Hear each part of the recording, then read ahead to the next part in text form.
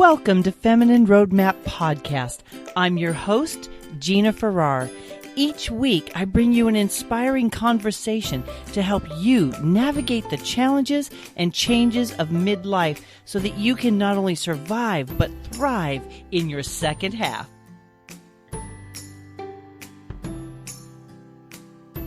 Hello, Feminine Roadmappers. It is Gina here, and today we are going to be talking about women in transition, which we all know midlife is one great big journey of transition. And so we're going to talk about how midlife women are beginning to realize they want to show up in their world differently, but they're not quite sure how. If this is you, maybe you feel shackled by unfinished business. Maybe you feel perplexed about what to do next and how to show up in the world. Maybe you want to find your voice and understand your place in the world in a meaningful and purposeful way. Well, today, to talk about that, is Dr. Cheri McDonald. She's a psychotherapist, a life mastery coach, and author of 2 books, Heal Your Trauma, Heal Your Marriage, 7 Steps to Root, Rebound, and Rise, and also Whisperings from Within, Creating and Achieving Your Ideal Self.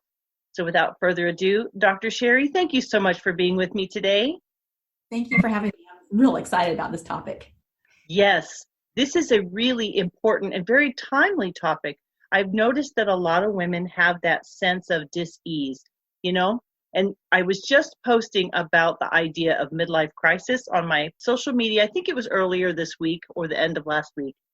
And it was Brene Brown, and she was talking about it's really not a crisis, it's an unraveling. We really struggle with where we think we should be and who we are and why we're not there, and it causes what we think is a crisis. So why don't we spend some time, Dr. Cheri, really talking about this strange season of transition and what's really happening and what's kind of causing that sense of, say, crisis or unraveling, depending on what word you choose to use. So why don't you go ahead and introduce to us what it is that you have found in your practice and with your clients and in your work. What is actually happening to us as women in transition in midlife? Well, my discovery is I find that this is a very exciting time for women in transition, if that's how you want to put it. I think women at this stage in life, entering, post raising the kids, and we're living longer, and the world is, I feel like, is calling us out. And so that this unraveling and crisis really is, I'm a strong believer of opposition in all things. I think that there's opposition, and this crisis appears to be opposition, but it really is not a crisis. It's noise so that we wake up and we will show up. So it feels, this unraveling feels uncomfortable because it's uncertainty and it's the unknown, because women have been hiding in the closet from 50 on, in the past. And now, a couple of years ago, I wish I had the article, but a couple of years ago, USA Today about the statistics that the number one in growth and entrepreneurship are women 50 and older. And so it's not that women have to be entrepreneurs. It's that we need to show up. We're needed. We're needed in every capacity. Our influence, our impact. I think that whether you want to call the Me Too a movement, it comes in every form, that our natural feminine energy, our perspective.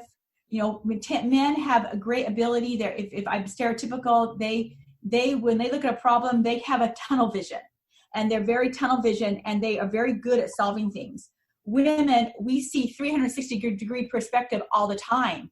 And so we can't, once a mind's expanded, it can't contract. We can't ignore what's out there. And so our perspective is different. And that difference makes an impact, because the world is like a 360-degree perspective now. We're not just at our little town and our little company, and we have to get on the phone and wait 3 days to get the mail. This is about instant information. We need to know what's happening in China is impacting us now here in America. And so that bigger viewpoint, women are good with that, and strong with that. And then women are good from using the heart, and I think that the number one disease in country, and the number one cause of death is broken hearts. And so when we use too much prefrontal cortex, rational mind, we can sometimes ignore the heart. And women don't as easily. This is stereotypical. There are a lot of men that are very heartfelt too, but women in this stage of life, they've had life experience. They've had of life, of nurturing someone, because women just can't get away with it. Whether they're a wife, a mother, a sister, whatever, they're nurturing somebody, and they've had broken hearts usually by this time too, where they are better at looking to mend their hearts. So they are pretty much experts in helping to mend the broken heart if they show up. But if they are not showing up, they also are the perfect ones to isolate, hide, and bury themselves alive. And so, but they're not. There's not that tolerance anymore. Women are they're more likely to reach out for therapy, and now they're also asserting themselves and reaching out for life coaching, which I think is a different. It's a different, asking for different tools and direction. And usually that used to be just a male thing. And now women are saying, no, I need those tools. I need that direction. I need to assert myself and use my voice. And so that's the change I'm seeing. Isn't it amazing how women really are the center of a culture? I remember reading at one point in the Wild West that they would send cultured women to the Wild West to like civilize the towns. Yes. They would send a woman and it would kind of put everybody in check. And I just think we do it so naturally, Dr. Cheri, that it's easy to disregard what that power of that skill is. And so if we're thinking about women who might feel like, well, I'm in this transition, I don't know what to do. Maybe they've lost their identity a little bit, or they've, maybe there's been a sudden shift in their life. How do we help them begin the journey of finding their voice? What does that look like? I know it can be different for different people, but let's walk through how you help a woman kind of find her voice and really recognize that the value is already there. You don't have to find the value, it is, right?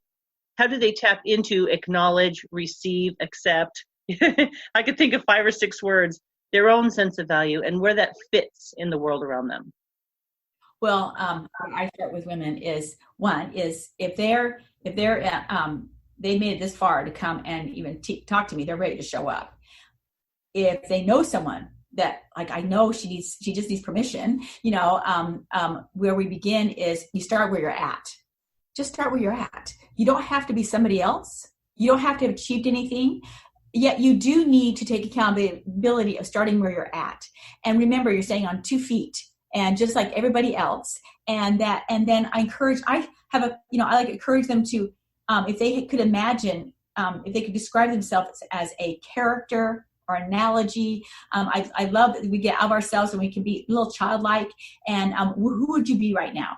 And a lot of times they'll tell me not so positive things. I'm a shattered vase. I'm a ghost.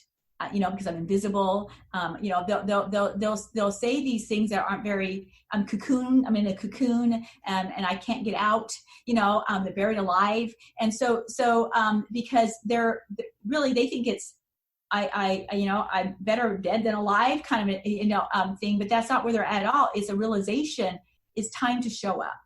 And so you can't be buried alive if you were alive. So you're just, but the fact that you recognize that there's a ceiling on your head, that you can't see the tree through the forest, that everything's foggy, your brain fog means that you're ready to wake up.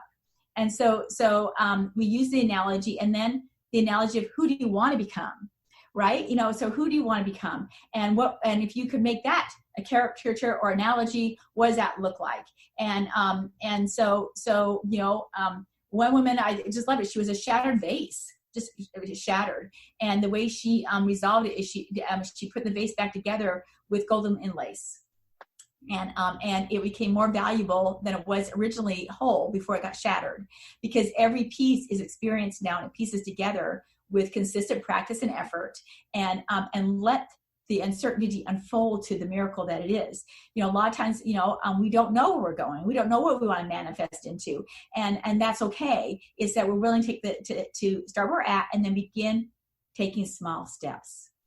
And the reason, I say small, one, small things do come great things. That's not just a cliche, it's a truth. And a lot of the reason that happens is because we tend to follow through and with consistent practice and effort on small steps, and taking small steps that we know we're going to show up day after day in doing is just key in evolving and becoming all that we need to become.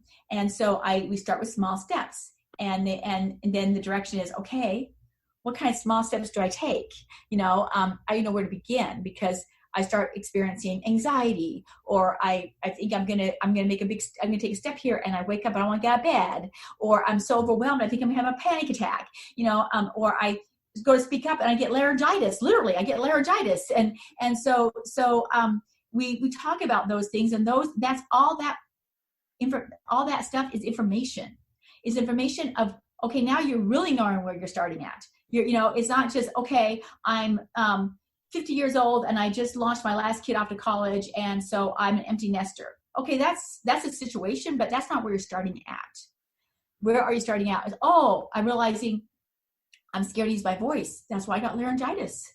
I'm not ready to speak up yet. I'm afraid, so I'm starting out a little fearful. I'm starting out that I don't want, and this fear may come from unfinished business from the past. Maybe you're bullied as a kid, and you haven't dealt with all these years because you got busy, going to school, maybe raising that child, maybe another career, maybe a marriage, it could be a lot of things. And so you just put it aside. Didn't think it would be, because you didn't need that voice for those roles like you need it now. And, or you needed the time and the space to address that issue, and now it's coming up. And so we welcome these signs of emotional or physical or even spiritual dissonance. Like, I feel so alone, like isolated. I always had a really strong relationship with God, and now I feel like I don't know if I even believe in God, and so how do I even reach out to that when I don't? That's what I'm experiencing. So now it's just information, and we start with that. I love how you frame that, because it's so much less intimidating and so much less disempowering to view it as information and not a judgment. Exactly. But I feel like we naturally turn to the shooting all over ourselves and beating ourselves up. I know I do it, and it can be really heavy, and it can really stop you from doing what you're maybe already doing. It's like a huge stumbling block. How does someone begin to tackle that fear? I know it's with small steps. Like you were talking about physical manifestations of emotional challenges. Why don't we start with that conversation? Because that might be new for some people to really recognize. Most people can identify stress and your tummy's upset, right? Or tension in the shoulders, or a headache, right? So what I hear you saying, Dr. Cheri, is there's extensions to physical expressions of an emotional struggle or an emotional block, right? And it goes beyond the things that we know. So let's talk about that a little bit. Okay. So the extensions mean your more severe symptoms is what you're talking about? Well, most people think headache, tension, tummy ache, but you're saying that it could go to your throat becoming sore or something else. What are those symptoms that could potentially be that information that they're not seeing? So most recently, neuroscience is showing that we store trauma in the cells of our body, and trauma could be developmental trauma. And this is why my expertise is in trauma. But trauma is in the young years. It doesn't have to be a huge thing. It's how we interpret an event, and the needs that we have. Are, as mothers, we can only do so much. But sometimes we have a child that we miss their needs, and we may do a lot of good things, but we miss what they, in their little head, what they think they need, and how they interpret something, and how we interpret it. We had that little head, and so we internalize that in that memory into the cells of our body, and so we have when we're ready to evolve into a new adventure, or we have the time and space to address something, or the season of life. It could be a smell that gets our attention. We may have a body sensation and a body experience, and so it can be an ache and a pain, and it can be a autoimmune disorder, and it can be cancer, and it can be a heart attack.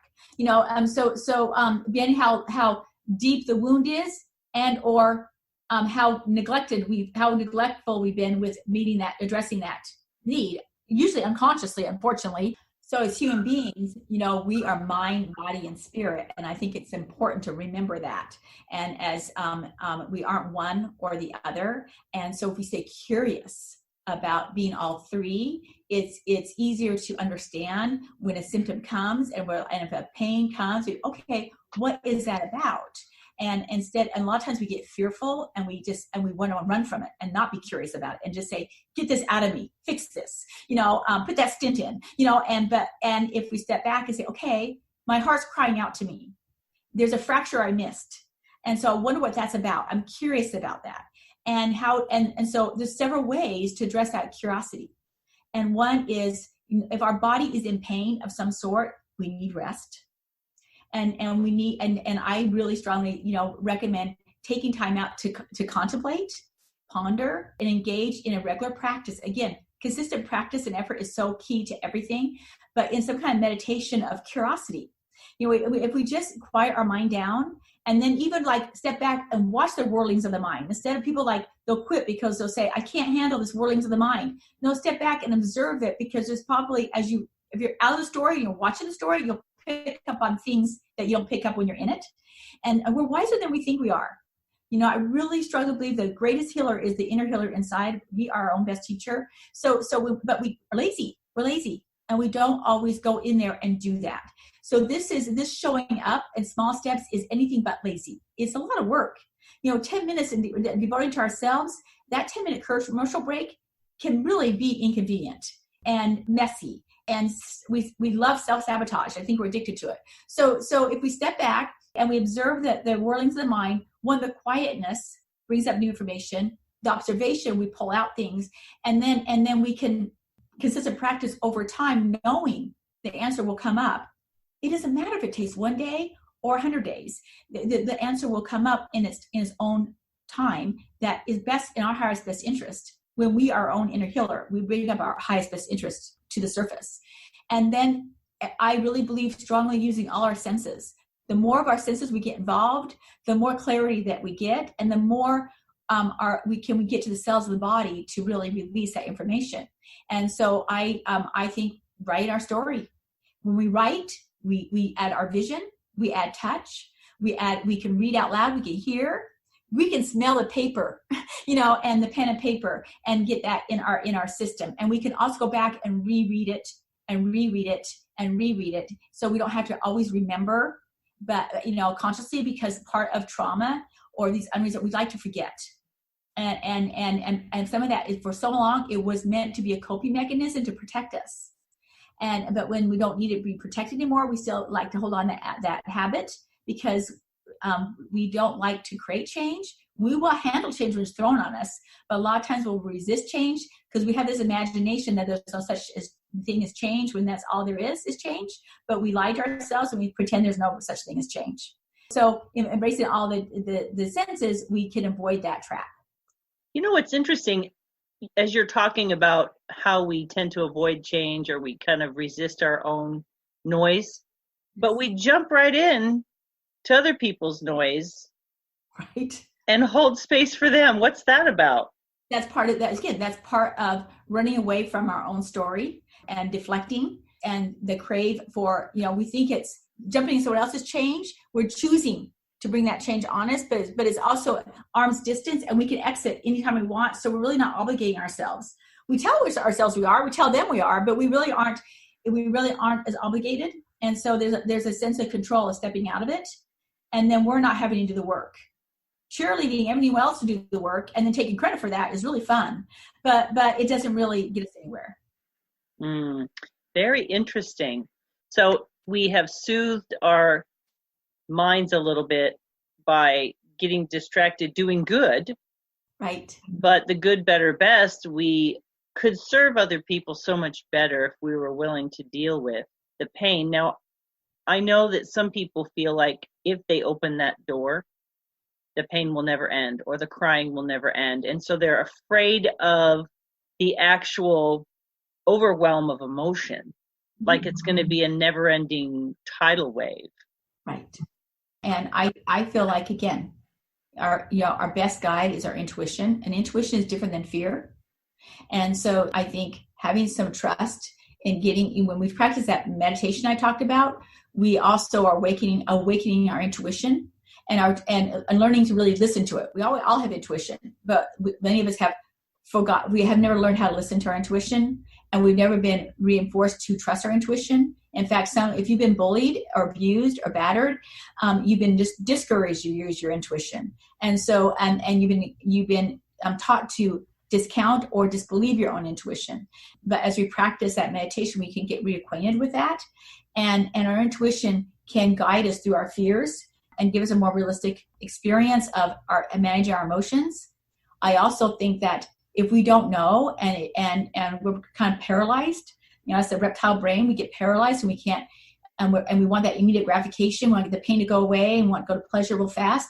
This is where it's okay to ask for help. This may be, I need to go get some professional help to guide me through this. So if I fall apart, someone's there who knows how to help me walk out of it. So I'm not going to be an endless wreck. And if I know I've been battling depression or anxiety for a long time and I've tried everything, maybe I do need to go at least get a medical assessment to see if I need some medication for a time to get me through this. We have all kinds of resources and they're not for everybody, but we don't want to discount anything that is to our advantage so we don't get overwhelmed too much, because usually the overwhelmment is not the thing we're really scared about. It's usually something we haven't tapped into yet that we've been carrying on for a long time. And so it's just that unresolved grief that we don't know how to get out from under it.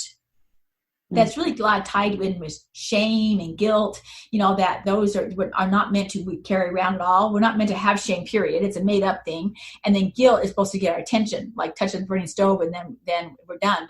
But people carry it around and it becomes an anchor and a noose around their neck. You said asking for help when you're afraid of the overwhelm of the emotion. I like the way you said getting help is to have someone there who, just in case you fall apart and can't find your way out, they'll walk you through it. Yes. And it's so powerful to invite someone into your mess. Yes. Who can actually help you kind of sort through it, understand it, release it, overcome it.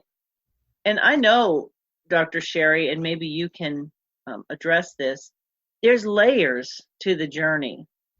And I have done a lot of different ways and different things, and I know that there's been so much growth. And then I'll hit a wall. And it's so frustrating, because I want to encourage people that are listening that it's not a one and done, although that would be lovely.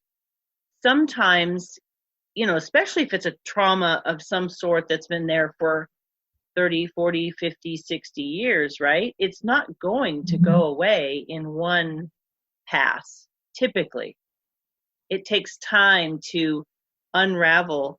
And I think there's a measure from a person who's not the therapist, a person who's done work from the lay person's standpoint, and you can probably speak to this as well, is there's a measure of grace that we need to extend to ourselves. Definitely releasing shame and guilt. I totally felt what you were saying about that being that's an agreement we've made somewhere that we have to let go. We can't grow when we're hanging on to shame and guilt. But that extending grace for ourselves and being willing to hold a space for ourselves and let ourselves hurt. Do you know what I mean? Like, I should be doing better. I should be beyond this. I should know better than this. I'm 55 years old, or I'm 70 years old, and why haven't I don't know if you hear these questions, but I hear women in my mind asking these questions like, I've tried and nothing's worked, or there's nothing I can do. I hear all the disempowering messages in my head because I have disempowering messages. Right, don't we all? Yeah, and so from the layperson's viewpoint, I think we have to, you talked about curiosity. I think we have to look at ourselves with compassion. It's a way of changing how we look at ourselves instead of being our own worst critic. Right. I think compassion, I think a sense of humor. Oh, yeah. we make life too serious. I think one of the greatest exercise we can do is we can watch some toddlers, when they and how they give themselves space. They'll stand up and fall on their bottom and laugh. They will pick their nose, and not care, and life's not so serious. We make most things up, and we just, this shooting stuff is making things up, and it comes from the conditioning. If these rules and boundaries, or a lot of them are to control, outside in, trying to control us. And really, because someone else's agenda, they can't handle their own overwhelmment. And so it could be a teacher in a classroom. It could be a baseball team. It could be a lot of things. Things that crowd control. Whatever it is, and that we interpret as that we had to minimize ourselves and put ourselves in a box and follow the line. But watch a toddler. And they just put perspective, and that of compassion and humor, and that timelessness. There's plenty of time. You could start walking at 10 months, and you can walk at 15 months. And when you're only 10 or 15 months, that's a big chunk of time in life. And it's just like, both are good. There's no hurry. There's no race here. So we make up these deadlines, and we make up, a time that, okay, if I'm 55, I'm too old. If I'm 70, I'm too old. And we really aren't. Right? Where did we get the idea that there was some kind of pre-finish line before we're dead? Like, isn't that what it is? It's like, it's a finish line before we're actually really finished. And I think the break, or that gap between when we've somehow decided there's a deadline and then we live another 15, 20, 30 years, I think that causes stress, because instinctively we know we still have value, and why are we not contributing somewhere, somehow? I would think that would cause an immense amount of unhappiness. Well, and I think it does. And I think there's also not history that of role modeling for those years. I mean, I was just watching Jimmy Kimmel, of all things, last night. And he said, when the first age of becoming, that you can apply to be president of the United States, is 35. Well, the median age of survival when they made that deadline was 35. People died. That was the median age of dying, is 35. And that's the age of, you could be president first year. And so now, everyone's double that age. They're trying to be president now. So we are in a completely different world, and don't have, people, the men are more comfortable in those 40, 50, 60, 70s, and that women are starting to catch up. They're starting to, but we don't have as many role models on how to show up after 50. We don't. And so that creates anxiety, and it creates second guessing. And then the role models you get on the media, and the role models, these young women who have no wrinkles, and they haven't, and they haven't had this much heartache, or they haven't had PM, and they haven't had menopause yet. And so it's, okay, they do that, but I have this. I get hot flashes. I can't go and just start sweating all over the place, out of the blue, and so it creates panic and anxiety. I sense a real movement, though. I was doing some research this morning between my first call and this call. I was researching. There's a lot of people out there who are having midlife conversations. I was surprised at how many midlife podcasts there are, because when I started, it didn't seem like, of course, that was the end of 2017. I feel like there's a real upswing in conversation, at least. Yes, very much. But so. I agree with you on the whole role model thing, which is why my guests, I try to keep them in a certain age group. They're not always in that age group, because there may be a resource that's helpful. But there is something to be said for women who are comfortable in their own skin and they're accomplishing things. I've been looking at different actresses, because they're easy to find, and women who were just known for their beauty, say like Sophia Loren, just like stunning, well into her 60s, right? And then I watched things change as they start to look, quote unquote, old. People don't know how to allow nature to take its course. You can do things to feel good and look good, but it's like there's this weird expectation that you will never, if you live to be 80, you'll never look 80. Exactly. I don't know that men have the same pressure, but it's really unreasonable. And I would love to shift our minds as we think about transition, I feel like we think youth is valuable, and a certain age we're not valuable, but that's not true. There are cultures where the older women, somebody was just telling me about this. Do you know about the grandmother effect? No. It's the grandmothers are the anchors. They're the mentors. They're the leaders. They're honored because of their wisdom and their knowledge. And it has nothing to do with their externals. It has everything to do with them knowing how to share the wisdom and the knowledge, to tap into the resource that they are. We don't have to know everything, but what we do know, I think it's important for us to honor that and just start to share it with somebody, right? You don't have to podcast. You don't have to do anything. You could write an article. You could not write an article. You could just talk to your neighbor. But just thinking about women in transition and finding your voice, I think for someone like me, I wanted a podcast. Right. But let's talk about ways women can use their voices that don't seem so like big and scary and maybe totally uninteresting.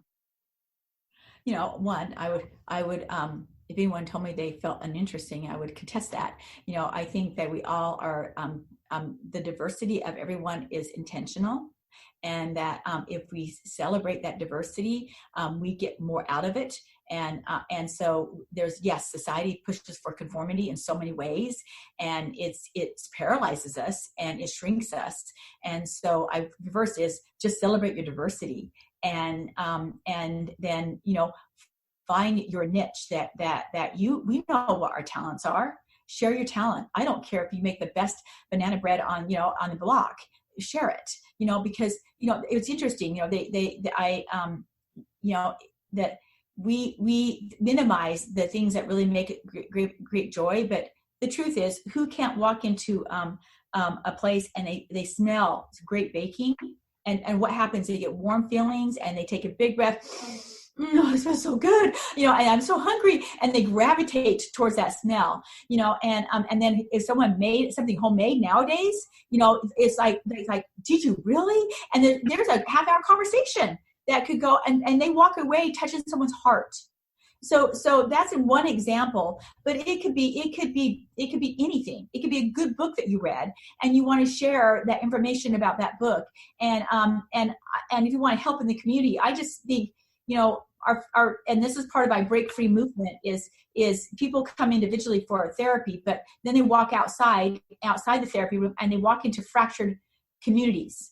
Our communities are fractured, and they don't, and we don't know how to, we will come, like if a crisis happens, they'll have a vigil, and which is really beautiful and wonderful. But then it's like, okay, now go away, go back home, and you're done, as a community in resolving this, but we're not done. We're if something happened big, like, the fires, like Kobe Bryant, because in California, because I'm in California, I'm 5 miles from where he was shot down. And so it's not like, the community is not feeling the ramifications of 8 lives being taken, and of all phases of life. But we're not now, okay, we need to move on to the next thing. And rather than having a place to just kind of check in with one another. And if we want to talk about it, have someone listen. One of the best gifts as women that we can give, and especially when we hit our 50s, we have a little more time, is listening to somebody. Listening can save a life. A smiling, from the heart can save a life. It does save lives. There's records where it saves lives. Literally, someone's suicidal and a stranger smiles at them, that someone listens to them. And so these are big qualities that are minimized in today's society. And at this stage of life, women are just really quality listeners.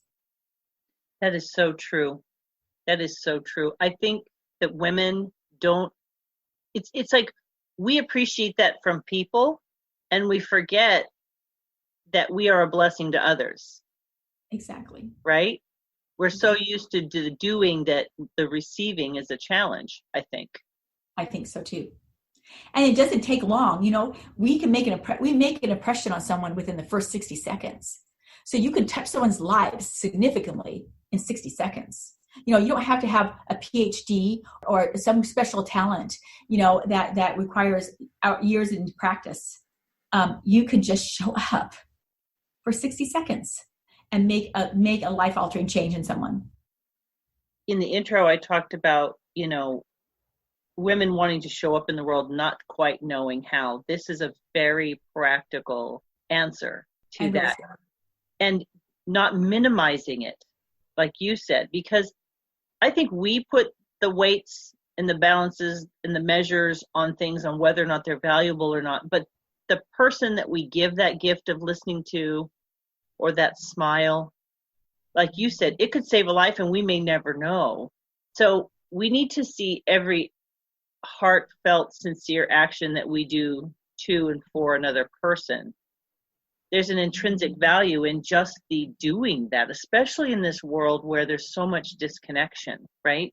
And we're still a generation that used to have to like go to someone's house or call them on the phone and hope they were home to actually see them. You and I are here on Zoom looking at each other's faces from completely different places.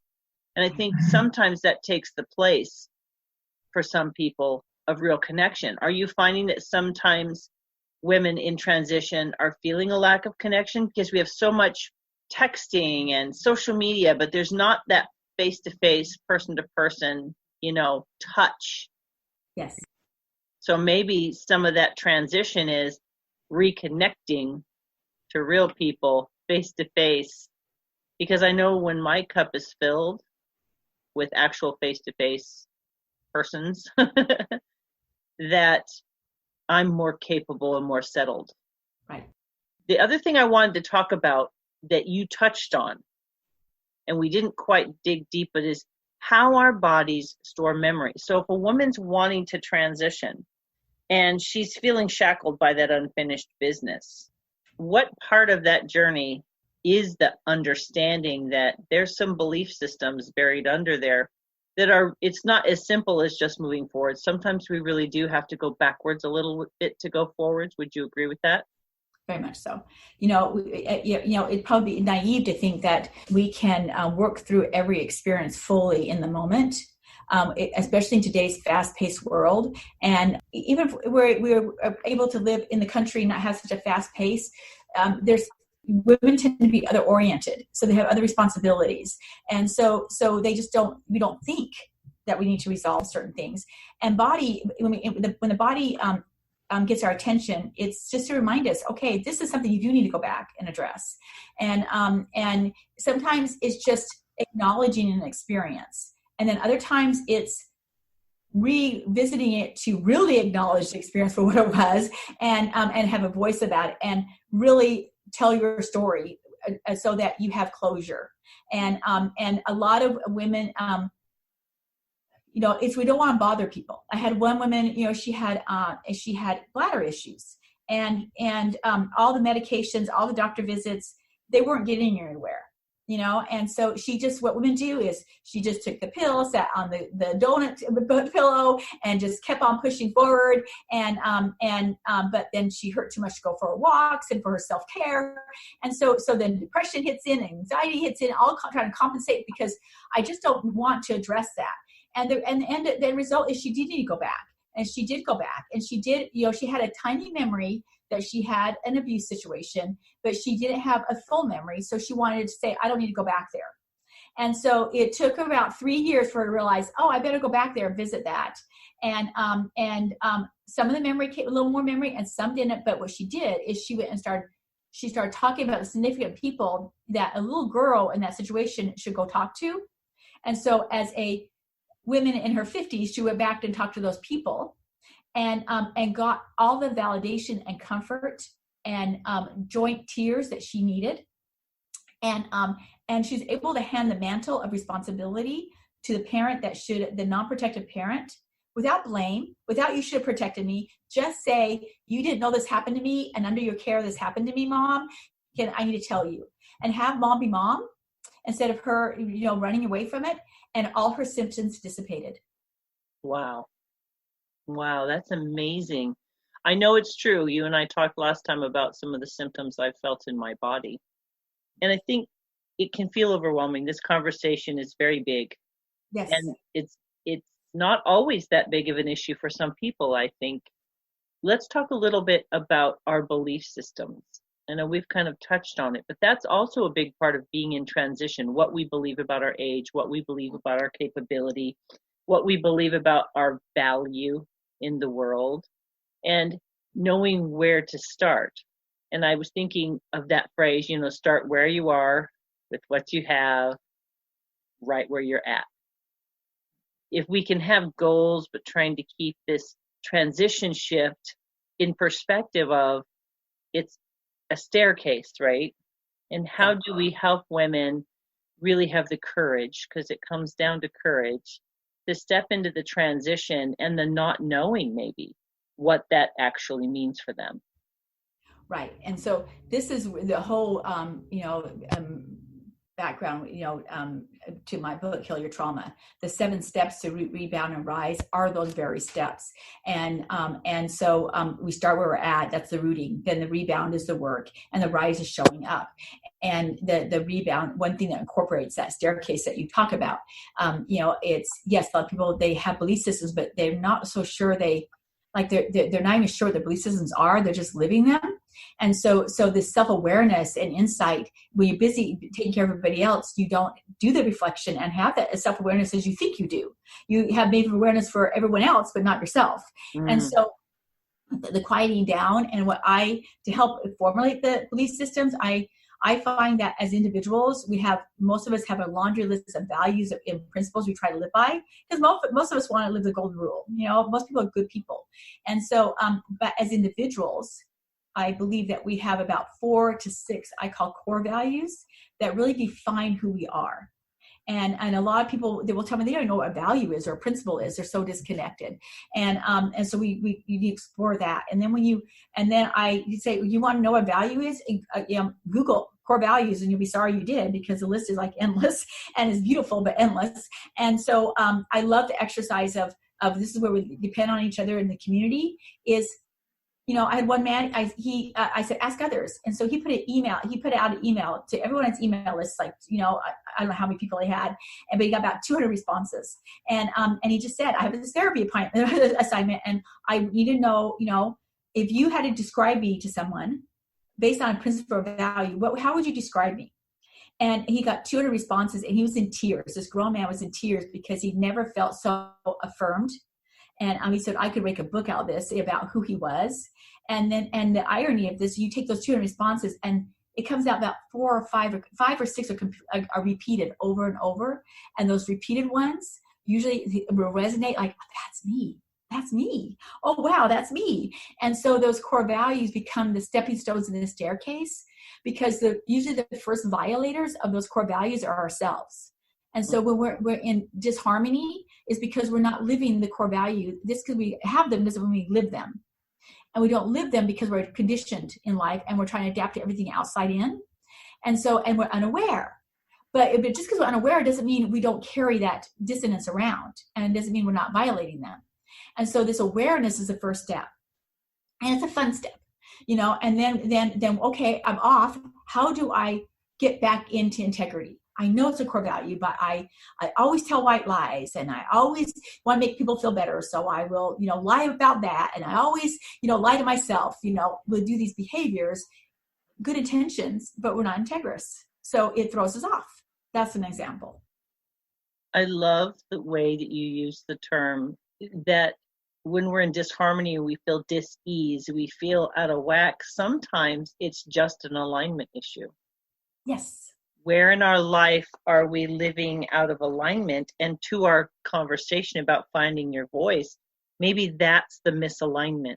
Maybe that's where we're out of whack, is we're not really showing up and speaking our truth.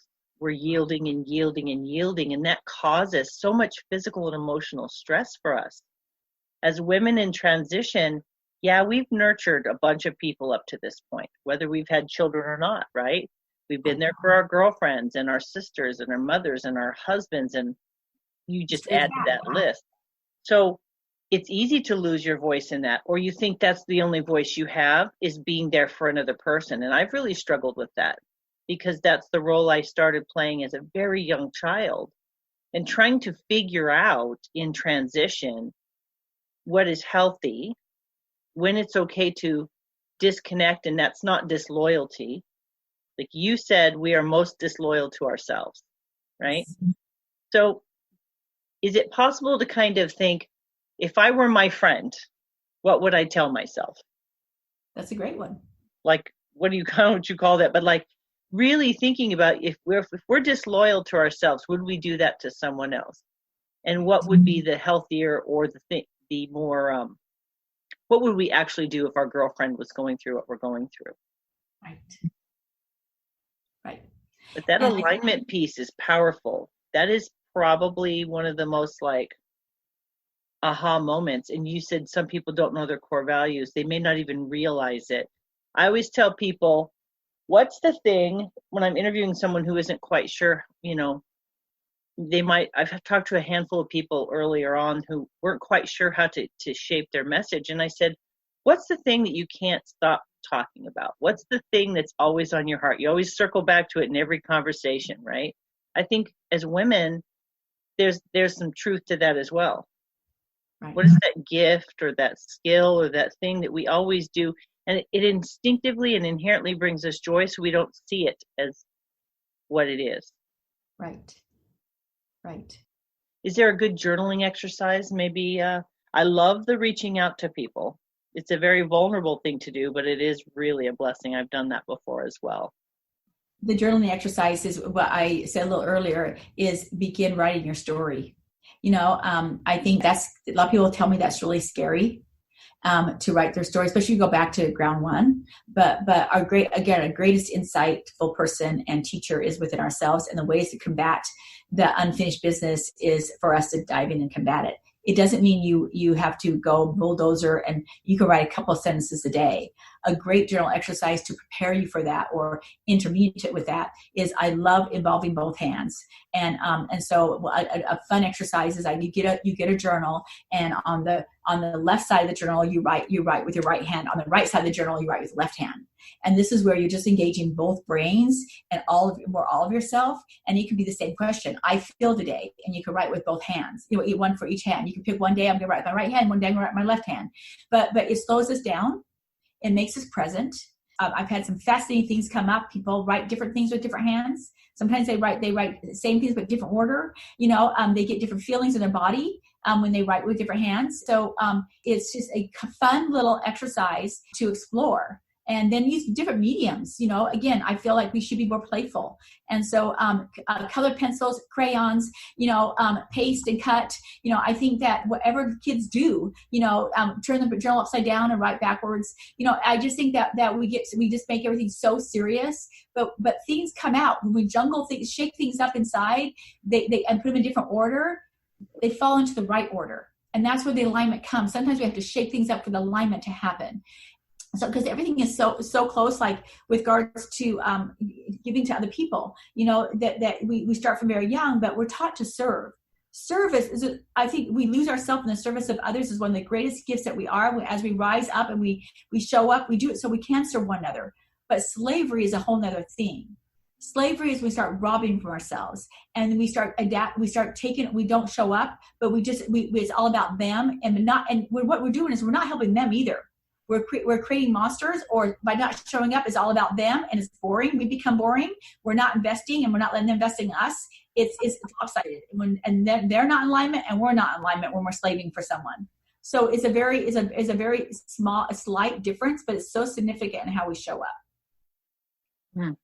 I've never heard that analogy before. That's really a fantastic way of looking at what we're doing and why we're doing it. I think it's that martyr syndrome. When we are a martyr, we are disempowering ourselves. Right, and we're not showing up.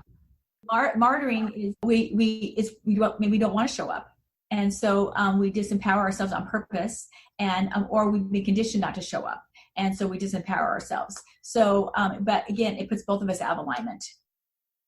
Disempowering ourselves on purpose. Ouch. Because where much is given, much is required. This is another reason people don't show up, is because they don't know if they want responsibility. There is a responsibility, and yet to have there's a difference between pleasure and joy.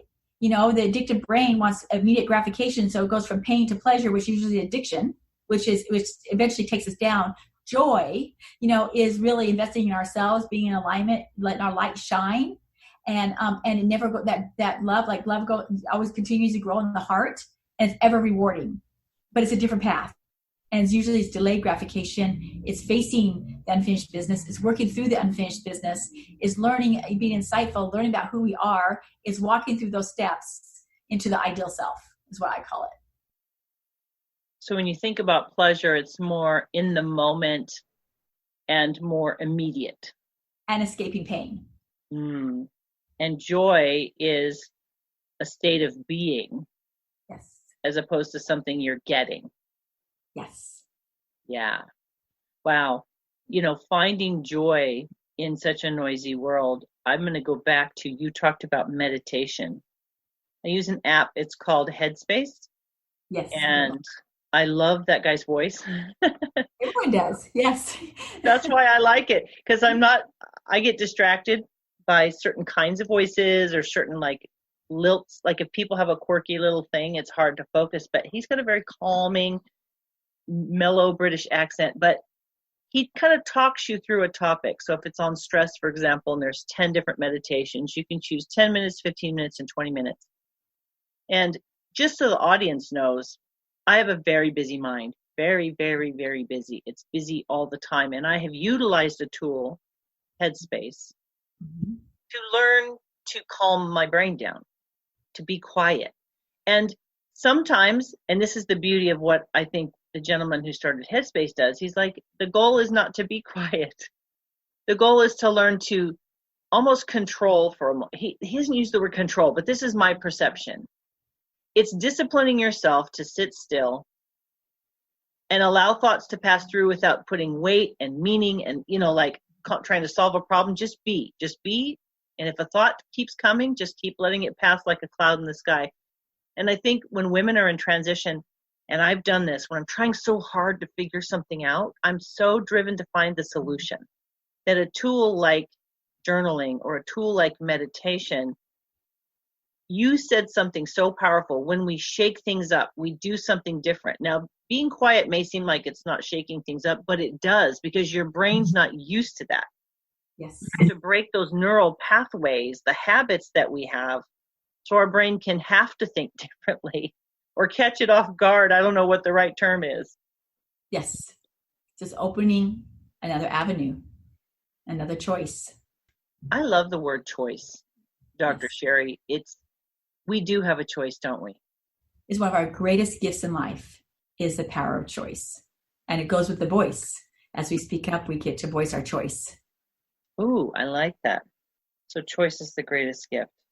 Now, if a woman has heard all of this and it's stirring in her spirit, that niggling, if you're listening to this podcast, you know exactly what I'm talking about. Something in you is maybe a little uncomfortable, or maybe it's a little uncertain, or maybe it scares you a little bit. Well, Dr. Cheri, if someone's in that place right now, let's take your years of experience and your knowledge and your gift, and let's give them 3 things that they can anchor this whole conversation to begin to find their voice and to make that transition in a way that is in alignment with who they are, who they want to be, and take some of the anxiety out of it, some of the mystery out of it. What is that you can offer the audience?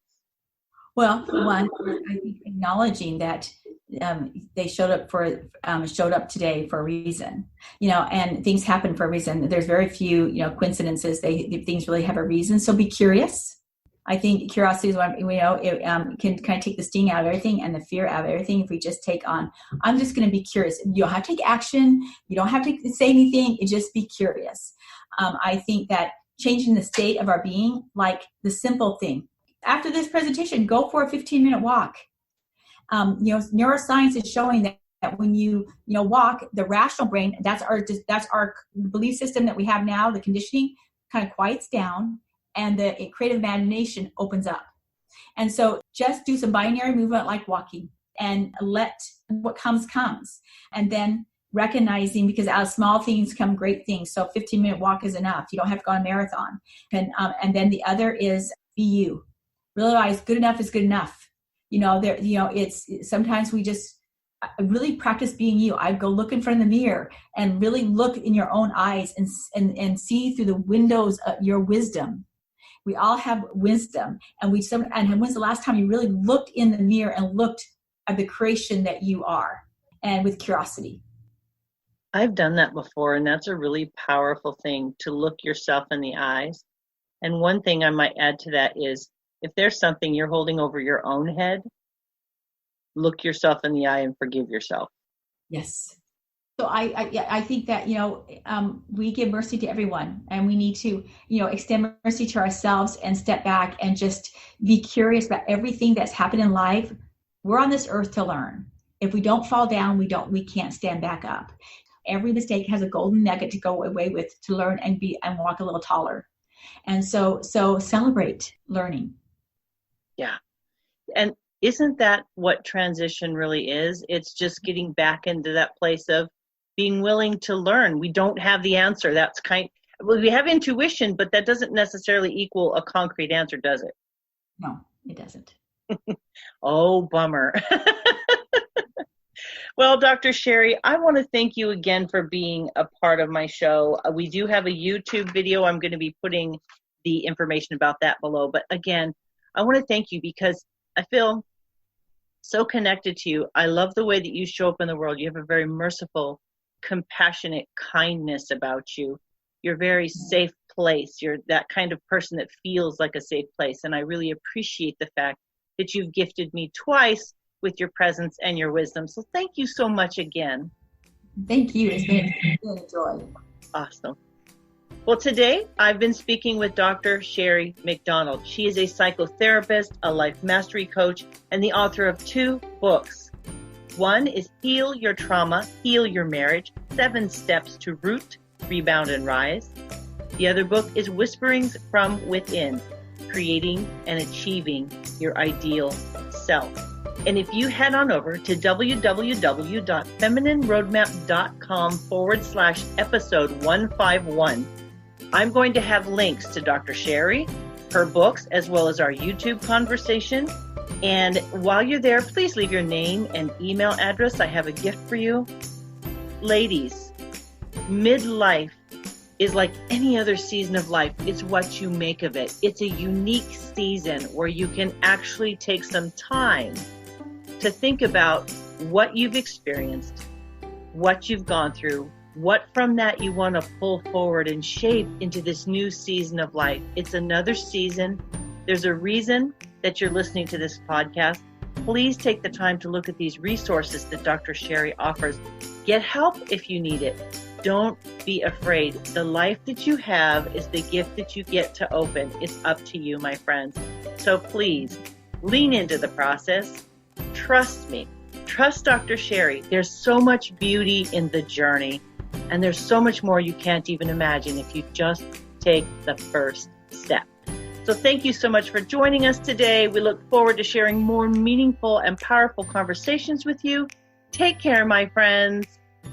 Bye-bye.